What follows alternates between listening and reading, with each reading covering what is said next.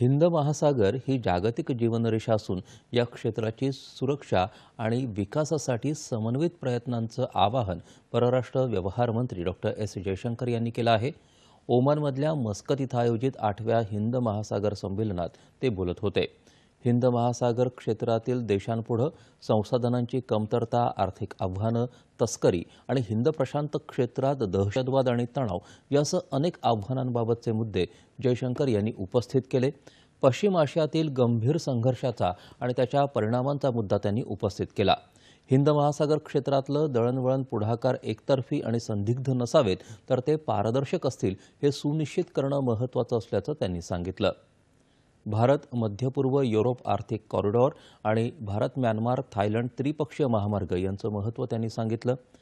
जयशंकर यांनी काल ओमान परराष्ट्र व्यवहार मंत्री बद्र अल्बुसैदी यांच्याशी द्विपक्षीय संबंधांबाबत चर्चा केली। तसंच मॉरिशस, मालदीव, श्रीलंका आणि नेपाळच्या परराष्ट्र मंत्र्यांशी देखील त्यांनी चर्चा केली आणि बांगलादेशच्या परराष्ट्र व्यवहार सल्लागारांशी संवाद साधला।